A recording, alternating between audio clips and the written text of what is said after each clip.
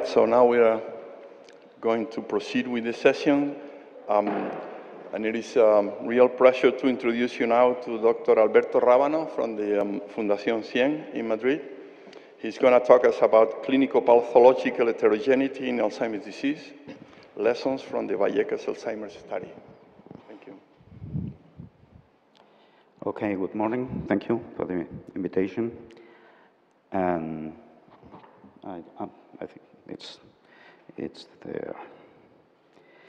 Okay, I'm going to talk about our cohort, what we call the Vallecas Alzheimer's study, or the Vallecas Alzheimer's cohort, particularly about our neuropathological results and how they relate to main research lines or strategies within our center. So this course started as it was a core project objective of the Reina Sofia Foundation at the beginning of our foundation. And well, just to see how our center is organized, and actually it's organized around this cohort. If you see it with Google Maps, you see the large nursing home Queen Sofia Foundation Alzheimer's Center, and this smaller unit, and that's CIEN Foundation. That's where we have our labs, autopsy facilities, and our outpatients facilities too. So what we consider the whole Vallecas Alzheimer's initiative is the original core program, the Alzheimer's disease project, centered around this nursing home, but really around a cohort of institutionalized dementia patients. The brain bank, the CIEN tissue bank that was in another place before, but was moved to this center in 2010. And shortly after, we started the Vallecas project. We have a lot of information about the Vallecas project in this Congress too. But I want to stress that we have two cohorts. The Vallecas project is a cognitive aging cohort, and what we call the Vallecas Alzheimer's study is a dementia cohort, a dementia patients cohort, which is it's quite complex. We have a very tight follow-up of patients in collaboration with the staff of the Alzheimer's Center. So we constitute what we call a multidisciplinary research unit that takes thousands of data, clinical, cognitive, and functional, that and we have also neuroimaging facilities, as Brian Strange explained yesterday, and we take yearly magnetic resonance studies, and finally, in a large number of patients, we have finally the brain, and we take blood samples every 6 months. Well, both these sides of the study are managed by different administrative and political areas, and that is one of our success, I think. So the objectives at the beginning were to maintain this cohort of patients with moderate to advanced dementia, to study the evolution of advanced dementia phases, which is a sort of an orphan area in Alzheimer's research, and to analyze factors associated to pathologies and to evolutive patterns. So the longitudinal aspect of our patients, of the evolution, differential trajectories has been one of our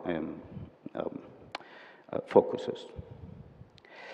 So there's some papers at the beginning, just to show this at the right side. I don't know if I have a pointer here. I have a pointer here. You see the areas of study of cognitive, functionals, neuropsychiatric, quality of life study of these patients that can be taken every 6 months, every year, also at the baseline. And just an example how we see that the GDS, Global Dementia Scale, evolves along these 6 monthly periods, how we have this variability in survival time, in time at nursing home, time to institutionalization. This is one of our focus of interest. We want to understand why we have such a variability, we and everybody. And just an example with severe mini-mental state examination and semantic fluency, how with this longitudinal follow-up we can differentiate slow evolution patients and rapid evolutions patients. That is, again, another focus of our interest for clinicopathological correlations. So, particularly in the first years, some papers appear dealing with quality of life studies, dealing with a new neuropsychiatric scale for apathy in dementia was produced. That is actually, it's used again, a new scale for assessment of patients with advanced dementia, which is again something very difficult, where these patients have this floor effect or ceiling effect with most used scales. And actually, we validated also the most used, the severe impairment battery for Spanish language and for Spain. Again, some clinical pathological studies were performed along the first years with rather short ends. Now this is most recent with neuropsychiatric symptoms, and we now have more brains, so that we can do better studies. Well, at some point we ask ourselves if how representative were the donors from the whole cohort, and actually they are very, very representative. There is only one difference. I mean, donors have a higher percent of legal guardians in their surroundings, and that makes sense too. And just to mention that we have a 66% donation rate between the cohort, among the patients of the cohort, which is quite okay. Some figures. Over 500 patients have already been included in the cohort, and these are the numbers of the assessments performed by the unit. 68% of patients have at least one MR. Not all patients can have an MR. And we have a lot of blood samples that have been very much used in diverse collaborative studies. And at this point, and before the pandemic started, we had 167 donated brains, half of them with multiple MR studies, which are producing quite a lot of information. Well, then the pandemic came, we had to stop. We had to stop our brain donation program and the follow-up program. And we have started already the follow-up program on the blood sampling, but we will try to start the donation program in this next month, that means in July. 26 patients died in the first COVID wave.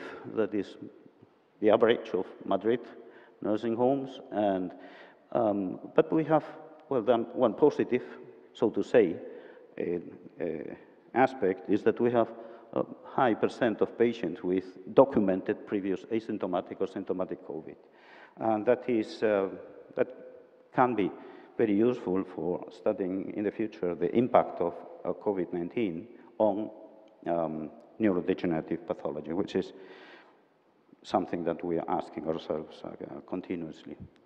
Okay, this is our basic brain bank protocol. We freeze the right brain, not all the right brain now. We have not so much space in our freezers, but we study the whole left hemibrain for neuropathology. And, well, these are the gross neuropathological data. Of course, most patients have Alzheimer's pathology as main diagnosis, followed by vascular Lewy bodies, some very interesting tauopathies that we always find in this series, hippocampal sclerosis, and again, some tumors. High female prevalence, and I want also to stress the high age at death, also with a higher survival time. Our post-mortem interval is really short, and that is that's very good news for the brain bank. That's a quality datum, high ApoE4, of course. And here are some figures of combined pathology. Of course, this is the main pathology: Alzheimer's disease, neuropathological change, vascular pathology, Lewy body pathology, TDP, late pathology attack, arteriophilic grains disease. I'm going to talk about this right now. So this is a focus of interest in the literature in the last few years. And, well, you will find all this terminology, which in the end is more or less the same: comorbid pathology, mixed pathology, non-Alzheimer's pathology, concomitant pathology. There's another one that I like to use that is co-pathology. That is everything the same. So much synonymy indicates we don't know very well with what we are dealing. Just very quickly, let me show you how we diagnose with these pathologies. It is well known from 212, but you see, I will show you years of this implementation of these criteria that have been evolving with our cohort. So we have always to study retrospectively our cohort to update all these criteria. So for diagnosing Alzheimer's pathology or Alzheimer's disease neuropathological change, we study amyloid phase, Bragg phase, we all know about that, and the frequency of neuritic plaques. That's the original setup. And we, this is an example, A1, B2, C3. C3, we just put it on this table, and we say, well, this case has intermediate probability of that Alzheimer's pathology is relevant for the clinical evolution of the patient. So that is easy for us. That has helped us very much to classify, to harmonize our cases. And that is not the case with vascular pathology. We are always looking for some Bragg staging system for vascular pathology. There is nothing like that. There will be nothing like that, surely. But also in 2012, this score was published for vascular dementia, and we have been using it with quite success, satisfaction, really. I mean, it's, again, easy and to use. We evaluate frontal lobe, temporal lobe, hippocampus, basal ganglia, and with a total 0 to 20 score. It is, well, for me, in my point of view, it's very easy to use. We classified with using Bragg, and this score our cases some years ago when we had a lower number of cases, and we obtained these 4 groups: high Alzheimer's pathology, vascular pathology, predominant vascular pathology, and mixed pathology, and no Alzheimer's, no vascular pathology. And that helped us to classify our patients, and well, and we could do some clinicopathological correlations, again, here with 70 brain donors. Well, the system was not so satisfactory for everybody, and it evolved in this VSync system that we are now completing in our cases retrospectively, but with a large sample now we find poor correlation, no correlation with the previous one, which is a mixed news. I mean, it's interesting, but we have a more complex. We used to study our cases in terms of high vascular pathology, low vascular pathology. Now we have a rather more complex scenario, and that will improve our clinicopathological studies. This is an example. This is a patient of the cohort with a macroscopic frontal in Broca's area, in the posterior part of Broca's area. You can see it here. This patient had high Alzheimer's, A3, B3, C3, high probability, high vascular score, and VSync 3. So here correlation is easy and obvious. Okay, let's move to Lewy body pathology. Lewy body pathology we had from 2003 Bragg staging. Bragg staging was very okay for Parkinson's disease, not so much for Lewy body dementia, and for combined Lewy body pathology, and other systems appeared that finally last year were synthesized in this LPC, Lewy pathology consensus criteria, that I find really helpful. We have done this in our cohort, and this is the original Bragg alpha-synuclein distribution. And we can see that with this LPC that considers olfactory only Lewy body pathology, we discovered this segment of LPC1 that is olfactory only patients within our patients, and that LPC2 that corresponds to amygdala predominant Lewy body pathology distributes in, as we supposed, between 3 and 4 Bragg stages. So I think this gives us a better clinicopathological image of Lewy pathology in our patients. Actually, we have done some clinicopathological correlations with severe mini-mental at the baseline and at penultimate assessment, and we can see really this significant progression of deterioration of this is MEC, again in the baseline. And we have done this in Alzheimer's patients, that is in Bragg stage 5 and 6 patients. So as we know from the literature, Lewy body pathology in Alzheimer's patients not only accelerates evolution, but also implies a higher deterioration of cognitive functions. TDP-43 pathology, we knew since 2006 or so. We knew about hippocampal sclerosis. This is macro, this is HNE, and we knew the relationship with TDP-43. Again, 2019, not so far away, consensus was obtained for a simple classification of the stages of late neuropathological change that can be observed with or without hippocampal sclerosis. It tends to hippocampal sclerosis. Well, we have worked quite a lot with this pathology, and we have developed our own staging system. We have defined these early hippocampal sclerosis stages.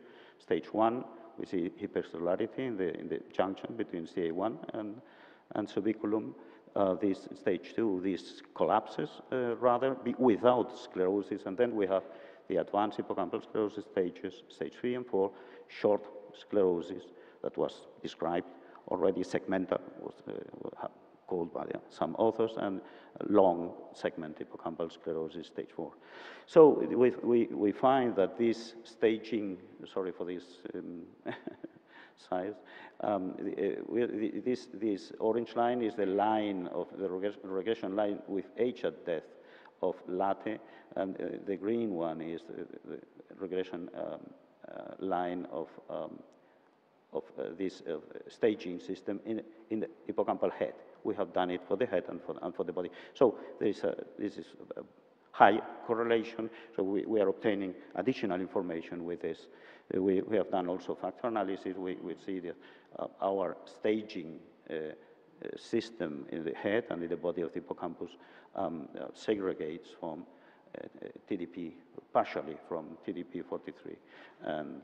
And so we are getting additional information with this system. Okay, argyrophilic grain disease is another pathology that can be found in these patients. This is the typical histology.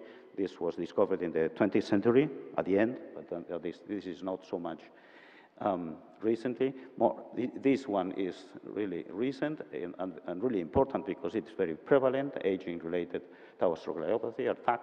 We see it very frequently, but we haven't yet a very easy staging system. We just register medial temporal lobe and cortex for easy classification. So these are the frequencies that we have in our cohort. That's for our stages of hippocampal sclerosis. Argyrophilic grain disease is not so much frequent. Probably we are losing some cases that we cannot detect under Alzheimer's pathology. And our TAC, you see, is very, very prevalent, particularly in the medial temporal lobe, and very intense. Our TAC is a very important combination pathology. PART is not a problem in our, it's more a problem of longitudinal aging. But again, well, just to mention it, this was a new tauopathy described in 2014. Not everybody believed in it, not even BRAC. But finally, it has been established as an autonomous tauopathy. These are cases, these are high tau, low amyloid cases. We compared in the whole brain bank the phenotype of our part negative and part definite cases, and we didn't find differences. You have to do quantitative studies to see the differences. There is a nice poster in the here in the Congress about PART. So these are the pathologies that we have to take into account for in building the puzzle of dementia in advanced age patients. And so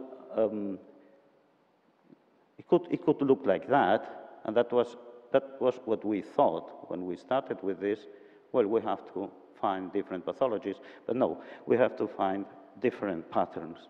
And different patterns is just what we find in our cohort. So each bar is a patient, and each color is a pathology, and well, the height of the color segment is proportional, roughly proportional to the intensity. So you see, yeah, Alzheimer's pathology is universal.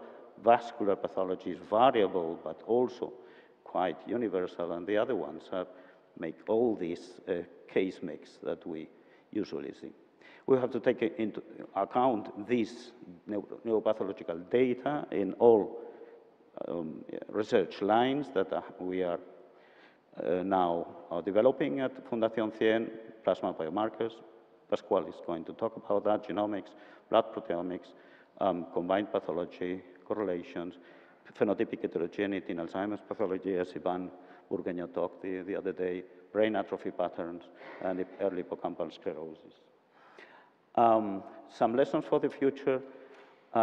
We have to keep on updating always our cases and our new cases with novel criteria. We have to search for novel axes of variability in our well-known pathologies. because we will find them. There is an intrinsic variability in all these pathologies. We have to pay particular attention to vascular pathology, which is particularly difficult, complex, heterogeneous, and as you see, universal. And we have to find the adequate clinical and cognitive and functional variables to do. We are in it. So we have to keep on increasing from our N. We will try to do that in brief. And this is a T-shirt that produced by the SEAP, by the Spanish Pathology Society. We pathologists that are a bit dogmatic. Without a diagnosis, there is nothing, and that is true, and that is how pathologists think. So let me thank our members of our brain bank that have been collaborating intensely in the last years and months, to patients and relatives, of course, to all students and researchers and technicians that have along these years updating all these cohort, and particularly in these last months, Alicia Uceda, Diana Ortega, Diego Villalón, and of course, our not so large but happy group in Fundación CIEN. Thank you very much.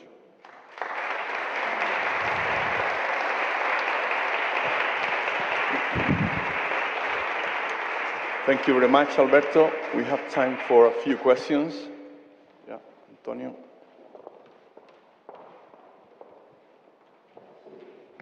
Thank you very much, Alberto. Very, very nice and very well-organized work, amazing.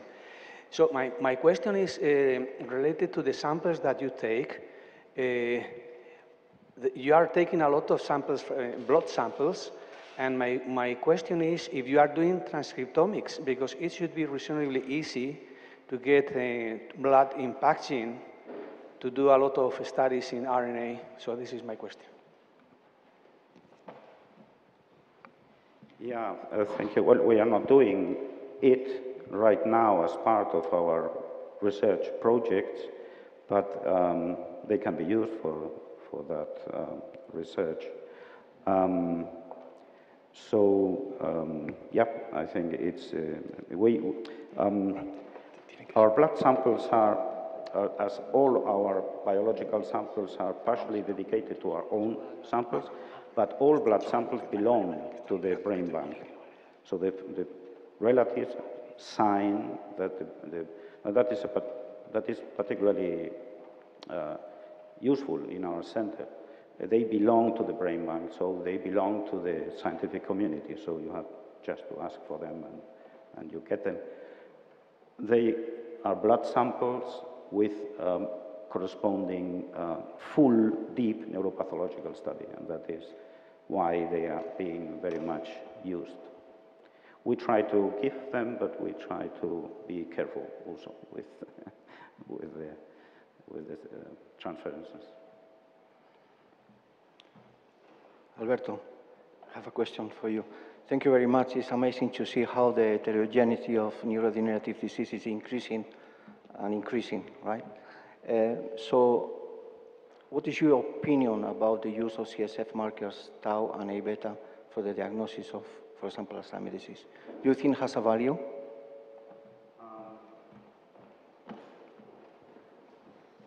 You mean my opinion? Yeah. Well, my opinion is my opinion. It's not very valuable. But we have been living in this. We have been observing the evolution of these markers, biomarkers, from I would say, a privilege, and I would also say skeptical tower. As I say, we pathologists will say, if you knew what the pathology is in the end, so we are a bit ironic in that. But we have been taking CSF of all our donations because we believe in CSF research. We have done also quite a lot of, collaborated in quite a lot of research, and I think it has reached a very high standard for diagnosis. But I have to say that since Pasquale is going to talk about that, and it's his opinion, really, what matters. But what we have been experimenting in the last few months with plasma biomarkers has been a bit shocking for all of us, and particularly for me, for the most skeptical. We have very nice correlations between terminal pathology and plasma biomarkers. I have not an opinion about the extrapolation, about studies in early detection. That has to do, I mean, that is very interesting because I'm very interested in early changes of Alzheimer's, early changes of Lewy body. That is very important, but there is a lot of variability there. You have to bear that in mind. But at least what I have seen in correlation of post-mortem with plasma biomarkers is impressive. I mean, the technology is impressive, and I think we will see more about that. That's what I can say. Thank you. Any other question? No? Okay. All right. Thank you, Alberto. Very nice. So if so, we